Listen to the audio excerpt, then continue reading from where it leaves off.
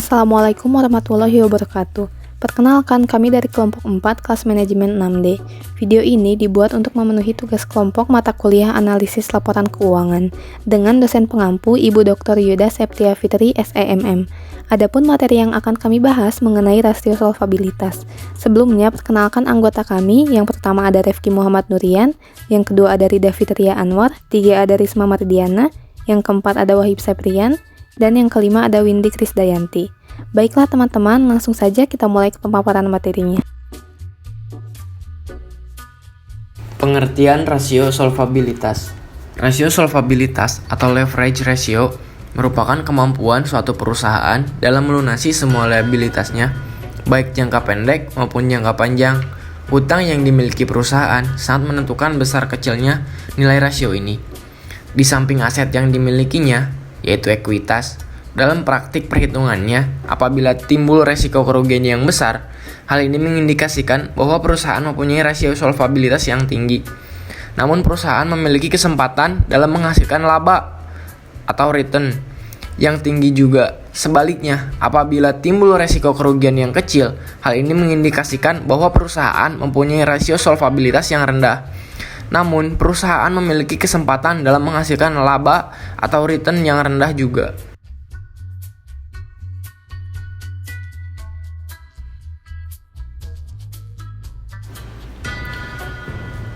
Tujuan dan manfaat rasio solvabilitas. Dalam analisis kredit atau analisis risiko keuangan, rasio solvabilitas dibutuhkan seperti halnya dengan rasio likuiditas. Perhitungan rasio solvabilitas biasanya digunakan sebagai pengambilan keputusan dalam menggunakan dana yang bersumber dari ekuitas atau hutangnya yang akan memberikan pengaruh bagi perusahaan. Selanjutnya, tujuan rasio solvabilitas yang pertama untuk menggambarkan posisi perusahaan terhadap kewajiban kepada pihak kreditor. Yang kedua, untuk menilai kemampuan dari perusahaan dalam membayar semua kewajiban tetapnya termasuk dengan bunganya. Yang ketiga, untuk mengetahui nilai aktiva, khususnya aktiva tetap terhadap modal, apakah sudah seimbang atau belum seimbang. Yang keempat, untuk melakukan penilaian seberapa besarkah aktiva perusahaan dibiayai oleh hutang. Yang kelima, untuk melakukan penilaian beberapa besarkah pengaruh dari hutang terhadap pengelolaan aktiva atau aset perusahaan. Yang keenam, untuk melakukan penilaian atau pengukuran seberapa bagian dari masing-masing rupiah modal sendiri yang dijadikan sebagai jaminan hutang jangka panjang. Yang ketujuh, untuk melakukan penilaian seberapa besar dana pinjaman yang akan ditagih atau jatuh tempo terhadap modal yang dimiliki oleh sebuah perusahaan.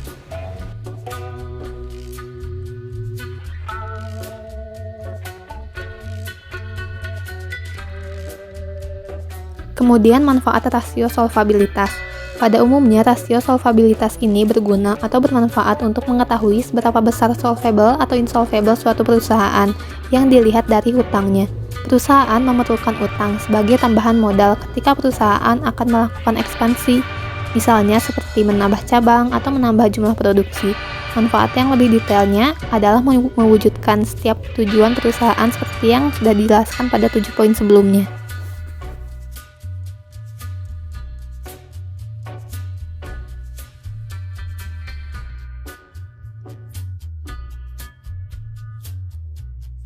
Selanjutnya ada jenis-jenis rasio solvabilitas. Yang pertama ada debt to asset ratio. Rasio ini mempunyai sumber utama yang berasal dari hutang, di mana hutang tersebut digunakan untuk menjamin keuangan perusahaannya. Apabila risiko keuangan perusahaan menurun, maka penggunaan hutang dalam membiayai investasi pada aset juga semakin kecil.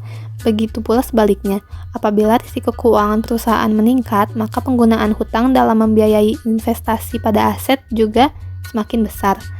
Maka dapat disimpulkan bahwa penggunaan hutang sangat berpengaruh terhadap pembiayaan aset di suatu perusahaan.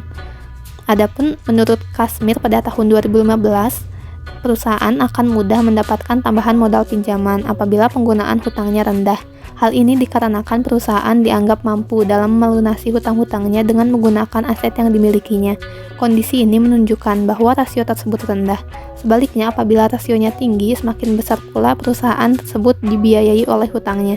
Rata-rata industri yang sejenis dijadikan sebagai standar dalam mengukur atau menilai baik tidaknya rasio perusahaan. Adapun rumus dari debt to asset ratio ini, total hutang dibagi dengan total aset. Nah, patokan dari debt to asset ratio ini, kalau angkanya lebih dari 1, maka berarti solvabilitasnya perusahaan itu sedang dalam masalah.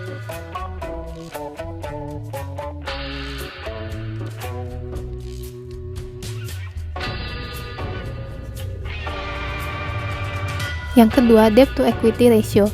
Rasio ini bertanggung jawab kepada kreditor dalam hal melunasi semua hutang-hutangnya dengan menggunakan modal pemilik.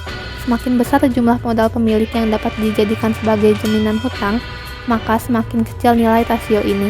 Sebaliknya, semakin kecil jumlah modal pemilik yang dapat dijadikan sebagai jaminan hutang, maka semakin besar nilai rasio ini. Dapat disimpulkan bahwa jaminan hutang menjadikan setiap rupiah modal untuk diketahui berapa jumlahnya yang merupakan fungsi dari rasio ini, sehingga kelayakan kredit dan risiko keuangan debitur menjadi petunjuk umum dari penjelasan rasio ini. Adapun rumus dari debt to equity ratio yaitu total hutang dibagi dengan total modal. Nah, patokan dari debt to equity ratio ini yang ideal adalah di bawah angka 1 atau di bawah 100%.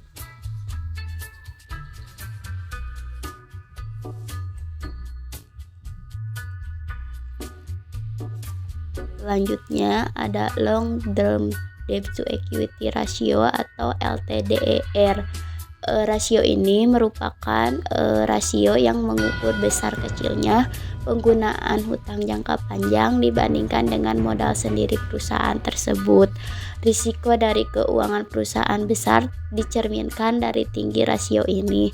Yang sebaliknya, apabila risiko keuangan perusahaan yang kecil tercermin dari rendahnya rasio ini, maka dengan kata lain rasio ini digunakan untuk mengukur berapa bagian dari setiap rupiah modal yang dijadikan sebagai jaminan hutang jangka panjang.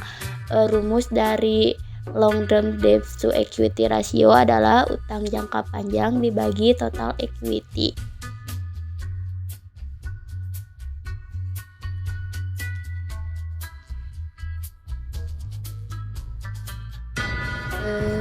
Selanjutnya time interest earned ratio atau TIER, yaitu rasio ini menggunakan EBIT atau laba sebelum bunga dan pajak dalam mengukur suatu kemampuan perusahaan untuk membayar beban tetap berupa bunga.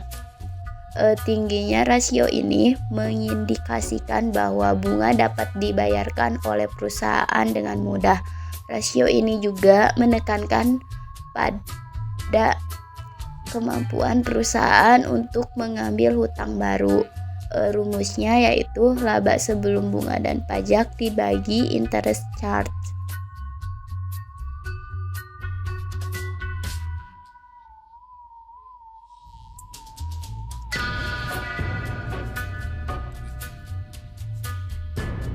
Dapat kita lihat dari contoh hasil pengukuran di keterangan tersebut dikatakan bahwa total aset pada 2019 berjumlah 818.900 dan pada 2020 menurun ya berjumlah 776.950 dan total liabilitas pada tahun 2019 berjumlah 475.230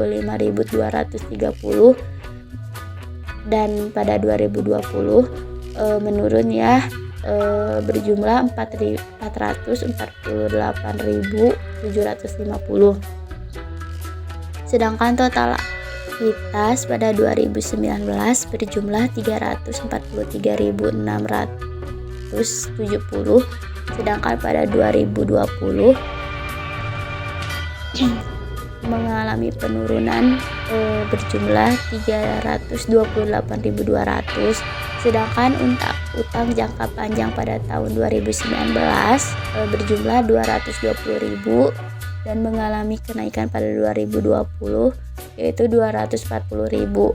Lalu laba sebelum bunga dan pajak berjumlah pada 2019 yaitu 115.200 dan mengalami kenaikan pada tahun 2020 berjumlah 317.700 dan biaya bunganya pada tahun 2019 31.600 dan 2020 mengalami kenaikan 37.600.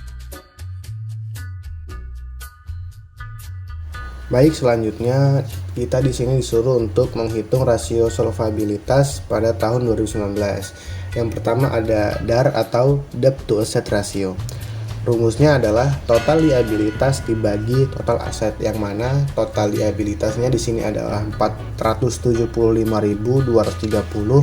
dibagi total asetnya yaitu 818.900. Maka hasilnya adalah 0,5803 atau jika dipersenkan 58,03%. Artinya jika 58,03% aset perusahaan ini dijamin oleh hutang dan selebihnya 4.197% ini oleh ekuitas. Atau dapat dikatakan juga bahwa rasio ini menunjukkan bahwa setiap Rp1 aset 0,5803-nya untuk menjamin hutang atau liabilitas kepada kreditor, dan 0,4197 rupiah ini untuk menjamin modal atau liabilitas kepada pemilik atau pemegang saham. Baik, yang selanjutnya ada DER atau Debt to Equity Ratio. Rumusnya adalah total liabilitas dibagi total ekuitas, yang mana total liabilitas pada tahun 2019 ini adalah 475.230 dibagi dengan total ekuitasnya 343.670. Maka hasilnya adalah 1,3828 atau jika dipersenkan 138,28%.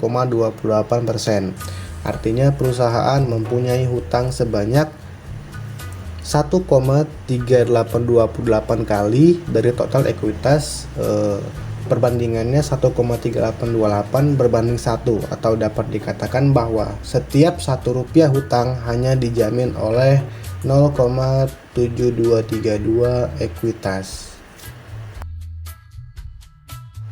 Selanjutnya ada Long Term Debt to Equity Ratio atau LTDR. Rumusnya adalah utang jangka panjang dibagi total ekuitas.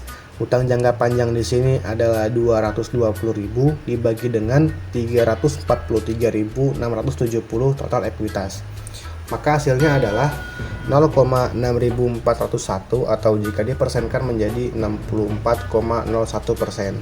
Artinya perusahaan mempunyai hutang jangka panjang sebanyak 0,6401 kali dari total ekuitas, perbandingannya 0,6401 dibanding 1, atau dapat dikatakan bahwa setiap Rp1 hutang jangka panjang hanya dijamin oleh 1,5623 rupiah ekuitas. Selanjutnya Time Interest Rate Ratio atau TIR. Rumusnya EBIT dibagi interest charge atau biaya bunga. EBIT di sini adalah laba sebelum bunga dan pajak. Jadi EBIT itu adalah laba sebelum bunga dan pajak. Baik, EBIT di sini 115.200 dan biaya bunganya 31.600. Jadi hasilnya adalah 3,65 kali. Artinya bahwa beban bunga dapat ditutup 3,65 kali dari EBIT. Beban bunganya ini bisa ditutup dari laba sebelum bunga dan pajak, atau dapat dikatakan bahwa perusahaan memiliki kemampuan dari EBIT untuk membayar beban bunga sebanyak 3,65 kali.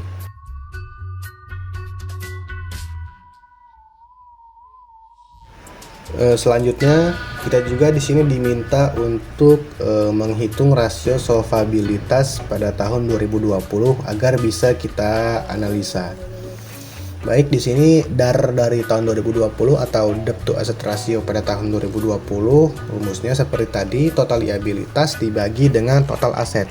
Total liabilitas pada tahun 2020 ini adalah 448.750 dibagi dengan total asetnya 776.950. Hasilnya adalah 0,5776 atau jika dipersenkan menjadi 57,76%. Artinya di sini 57,76% ini aset perusahaan dijamin oleh hutang dan selebihnya sebesar 42,24% oleh ekuitas, atau dapat dikatakan bahwa rasio ini juga menunjukkan bahwa setiap Rp1 aset 0,5776-nya untuk menjamin hutang atau liabilitas kepada kreditor, dan Rp0,4224-nya ini untuk menjamin modal atau liabilitas kepada pemilik atau pemegang saham. Interpretasi atau penjelasannya, DAR tahun 2020 hasilnya 0,5776 sedikit lebih baik jika dibandingkan dengan DAR tahun 2019 yang hasilnya 0,5803. Dengan kedua angka tersebut, bisa dikatakan solvabilitas perusahaan masih aman karena kurang dari 1,0. Jadi yang tahun 2020 ini sedikit lebih baik daripada tahun 2019.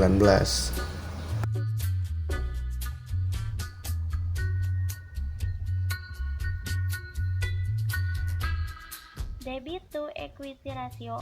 Rumusnya total liabilitas dibagi total equity sama dengan 448.750 dibagi 328.200 sama dengan 1,3673 atau 136,73%.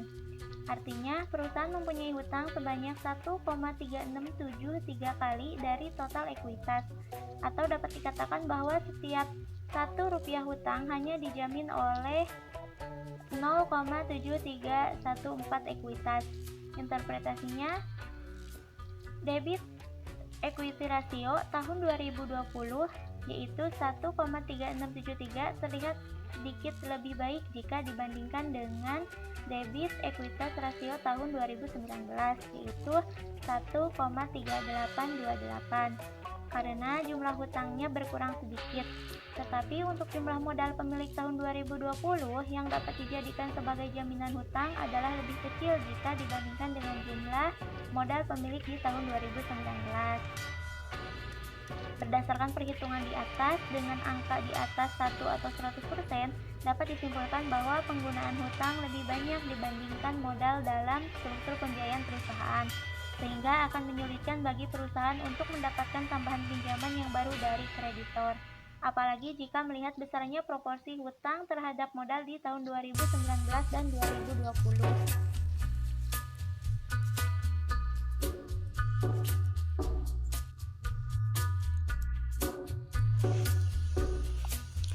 Long term debit to equity ratio. Rumusnya utang jangka panjang dibagi total ekuitas. Contohnya 240.000 dibagi 328.200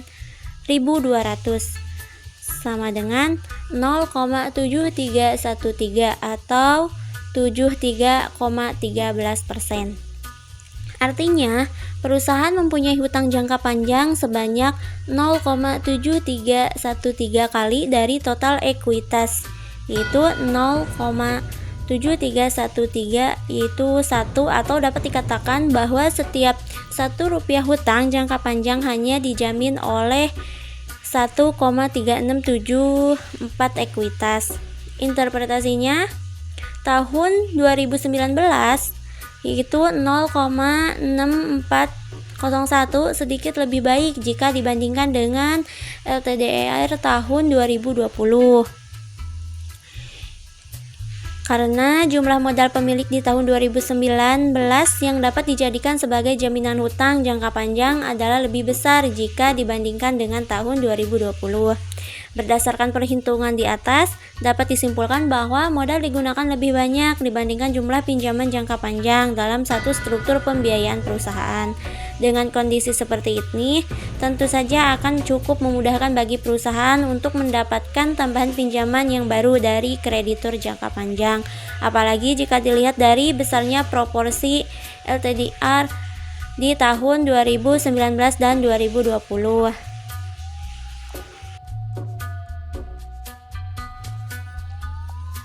Time interest to earnings ratio. Rumusnya EBIT dibagi interest charge, yaitu 317,700 dibagi 37,600 sama dengan 8,45 kali. Artinya, beban bunga dapat ditutup 8,45 kali dari EBIT, atau dapat dikatakan bahwa perusahaan memiliki kemampuan dari EBIT untuk membayar beban bunga sebanyak 8,45 kali. Interpretasi kemampuan EBIT dalam membayar beban bunga pada tahun 2020 adalah jauh lebih baik jika dibandingkan dengan tahun 2019. Kesimpulannya dapat dilihat dari persentase DAR, DER, dan LTDR bahwa komposisi hutang baik terhadap total aset maupun modal sendiri relatif aman dan menunjukkan angka yang semakin menurun pada tahun 2020. Sedangkan TAER menunjukkan kemampuan untuk mengulangi bebannya. Terlihat angka yang semakin besar dari tahun ke tahun. Dengan demikian, perusahaan memiliki kemampuan yang semakin besar atas beban seperti bunga.